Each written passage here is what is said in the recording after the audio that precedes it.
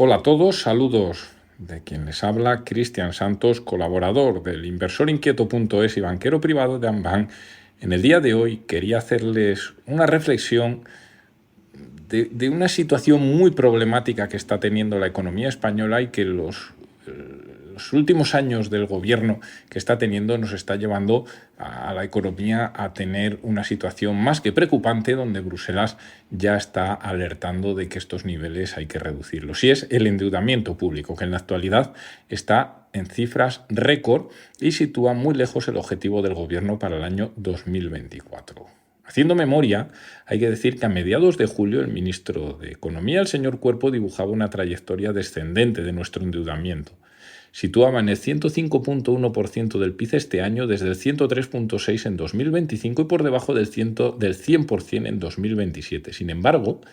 todos estos datos todos estos datos previstos están evidenciando que la gran hipoteca que supone la deuda soberana para las futuras generaciones no solo no se reduce, sino que sigue creciendo en términos absolutos de una forma monstruosa, registrando las cotas más altas de toda su historia. En junio, ya son datos reales, el endeudamiento del conjunto de las administraciones públicas se disparaba hasta una cifra récord, 1,62 billones de euros, tras haber aumentado en más de 51.000 millones desde finales del año 2023. Todo esto son los datos actualizados, como decimos, del Banco de España. Si hablamos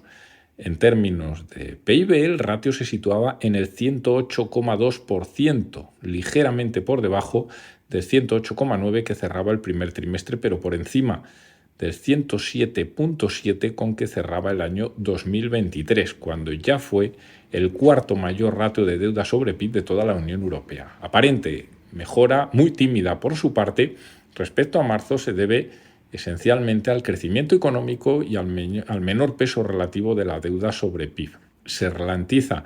respecto a años anteriores muy poquito, pero continúa al alza. En otras palabras, un consuelo muy débil, porque los datos muestran que el endeudamiento público sigue batiendo récords en términos absolutos y que pese al adelgazamiento de la ratio de deuda sobre PIB, recordemos que esto es por el crecimiento económico que se producía a mitad de año, su peso sobre la economía superaba con creces el objetivo del gobierno para todo el año, que estaba lo superaba en 3,1 puntos porcentuales de PIB, o si se prefiere, en más de 45.000 millones. Luego entraremos en datos de esto que supone por cada habitante. Nuevo salto cualitativo de la deuda pública que se produce en plena reactivación de las reglas fiscales de la Unión Europea. Recordemos que desde el coronavirus estas reglas eran muy laxas, se habían sustituido y ahora vuelven otra vez a apretar, dado que todo esto es un problema y el techo máximo es del 60% del PIB al endeudamiento y un déficit del 3%, y han puesto todos los Estados miembros bajo el foco y vigilancia de Bruselas. En junio, España lograba evitar la apertura de un expediente de déficit excesivo bajo una premisa que hizo la Comisión Europea: reducir hasta el 3% este mismo año la desviación de ingresos y gastos, el déficit. Otro problema diferente, como decimos, es la deuda. Bruselas advertía al gobierno español de elevados riesgos para la sostenibilidad de la deuda a medio plazo y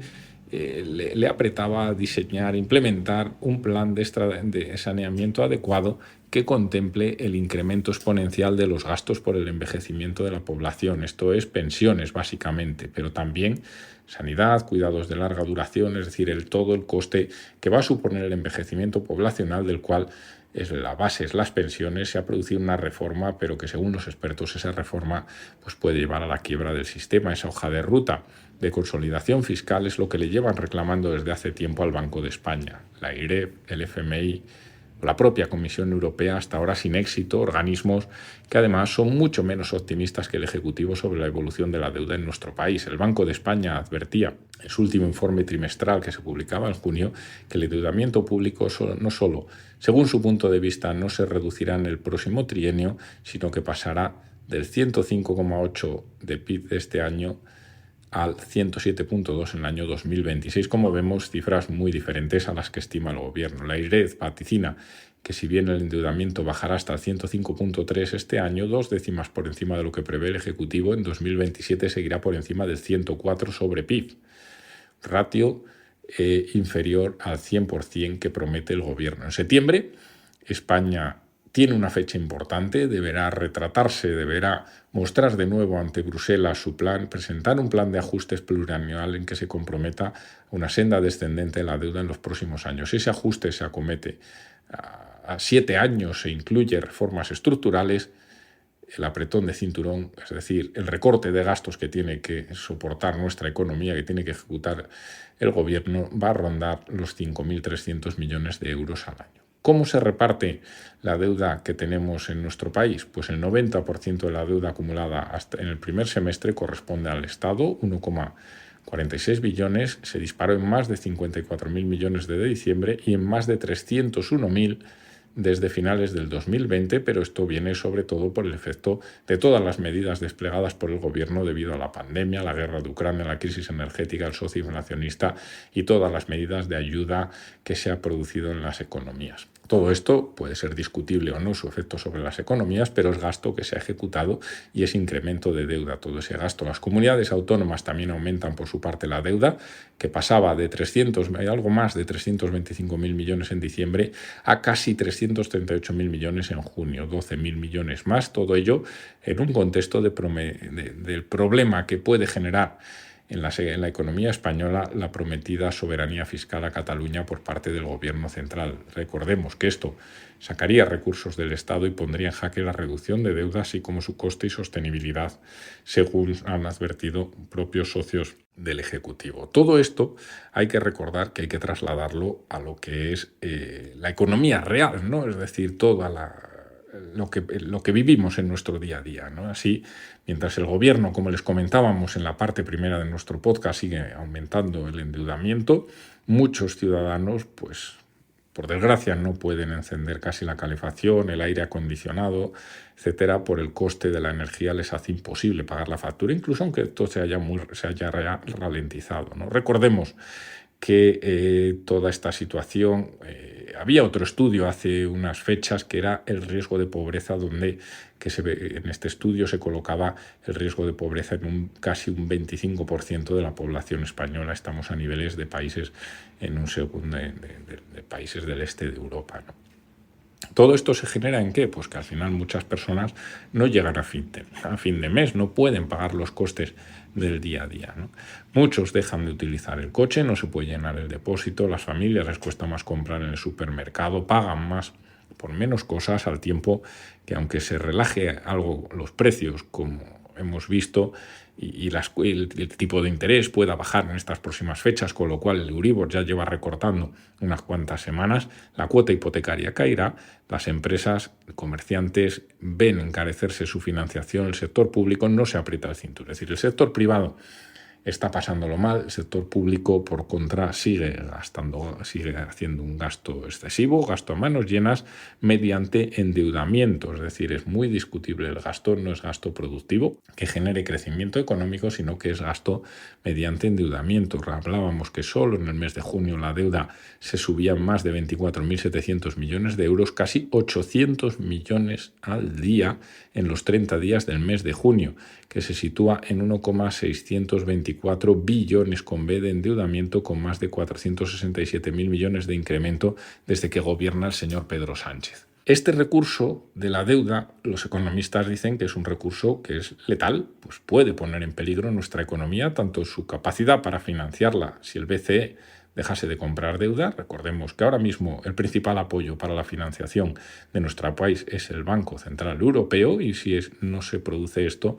no se produce si el gobierno no cumple las condiciones económicas y financieras del BCE para aplicar la herramienta antifragmentación, como la repercusión de sus intereses en el presupuesto, que mermará recursos para servicios esenciales y que a su vez incrementará el gasto. Explicado en palabras más textuales, es decir, Sánchez, con su mayor deuda, tendrá que sacar recursos para las pensiones, que ya están muy comprometidas por la reforma del señor Escrivá, que las conduce a la insostenibilidad, para poder pagar los intereses de su exceso de gasto. Además, esto es especialmente grave en estos momentos de altos tipos de interés que estamos en comparación con los últimos años, que afectarán negativamente a los gastos financieros del sector público, tal como ya señalaron hace tiempo diversas instituciones contables como Funcas o la IRED. Adicionalmente a todo lo anterior, el acuerdo entre el gobierno y los independentistas catalanes para Otorgar un sistema fiscal propio, el cupo catalán, que se llama coloquialmente, sacará, como les decíamos al principio, recursos del conjunto de España. Las comunidades del régimen común perderán recursos, no se frenará la hemorragia de gasto de la región catalana, habitualmente, históricamente muy incumplidora con sus objetivos de déficit, con lo que introducirá más inestabilidad presupuestaria, engordará todavía la deuda más, encontrándose ya en unos niveles totalmente insostenibles que, si todo ello no colapsa en estos números, se debe principalmente al sostenimiento que se está haciendo por parte del BCE. No hay nada más, es decir, los mercados no financiarían todo este gasto público improductivo si no hay detrás un organismo público, y para esto este organismo es el BCE, exige cumplir ciertas condiciones. El incremento del gasto, por lo tanto, es un problema importantísimo, con el déficit estructural construido sobre un gasto desmedido que se ha ido consolidando en el tiempo como principal problema, así sobre la base de unos ingresos coyunturales se ha ido sumiendo un incremento del gasto anual en el sector público, especialmente en el gobierno de la nación, que nos lleva a la situación suscrita de inestabilidad, de insostenibilidad, según los grandes economistas. Sánchez no hay que decir que por el momento parece que no rectifica, según los expertos, sino que agrava el endeudamiento de los españoles aún más en este último mes. La tendencia alcista, y así continuará siendo mientras haya habiendo déficit. Diferencia entre ingresos y gastos. Recordemos, la deuda no es más que el sumatorio de los distintos gastos presupuestarios de cada ejercicio, con la aportación de inestabilidad a la economía de que ello supone.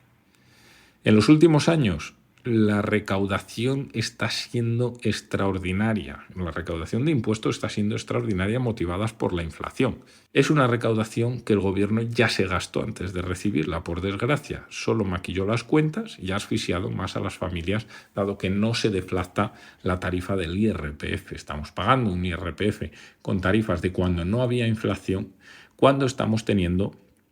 un nivel de precios mucho más alto, estamos perdiendo poder adquisitivo y el nivel de impuestos no se ha deflactado para que pierda también el poder adquisitivo correspondiente. La deuda crece sobre el PIB, como les decíamos, llega a más del 108 y se debe al denominador que genera el crecimiento económico. Hay que remontarse a hace más de 100 años para ver algo similar, y lo que es más preocupante, creciente en valores absolutos. Nos están poniendo medios desde el gobierno para contener todo este problema, que es imprescindible frenar. Por tanto, hay que reducir el gasto ineficiente, porque es el origen del problema, y se vuelve insostenible el mantenimiento de la estructura económica con semejante endeudamiento. Recordemos que el problema de todo esto son gastos improductivos, gastos que no generan crecimiento económico, gastos que no nos genera más PIB, y todo esto está sostenido a través de deuda, porque si este gasto se genera con un crecimiento económico, se genera con superávit presupuestario, pues se puede gastar, es la mejor política social. Pero en cuanto todo esto se hace con deuda, es un problema muy gordo para la economía, y aunque en la superficie no lo parezca, el riesgo de que Sánchez deje la economía española estructuralmente peor que la dejó Zapatero en el año 2011 es muy elevado, según los economistas, con una deuda sumamente preocupante y unos grandes desajustes de medio y largo plazo con la economía. Es, por lo tanto, una política económica que los expertos consideran irresponsable y que generará en el medio y largo plazo la necesidad de nuevas políticas estructurales que sean de recortes, de generación de deuda, de generación de riqueza, de gasto productivo, para que nuestra economía pueda pagar no solo el capital, sino los intereses, como decíamos antes, de la deuda, dado que ahora mismo estamos pagando intereses récord en los últimos 15 años y hay que hacer frente a ello, y nos exigen que esos intereses estén dentro, lógicamente, del presupuesto, porque hay que devolverlos. Ahora mismo dependemos del BCE, por lo tanto, son datos que están ahí, que ha presentado el ministro de Economía, que los grandes organismos internacionales los están rebatiendo. Veremos en el retrato que haga el gobierno frente a Bruselas en el mes de septiembre del problema de la deuda, cómo lo afronta, qué políticas estructurales piensa poner sobre la mesa para que no tengamos problemas, no nos multen y el BCE siga apoyándonos, pero con la condición de que generemos crecimiento económico. Esta reflexión queríamos hacerla para que todo el mundo tenga conciencia de cómo afecta todo esto a nuestra economía, de qué problemas nos esperan a medio y largo plazo, y la losa que las nuevas generaciones ahora mismo tienen sobre sus espaldas para poder tener una calidad de vida mejor que la nuestra en el futuro, y sea y el estado del bienestar se pueda sostener en el medio y largo plazo. Con esto no tenemos más que terminar nuestro podcast de hoy, agradeciéndoles su atención y emplazándoles para la próxima. Un saludo a todos.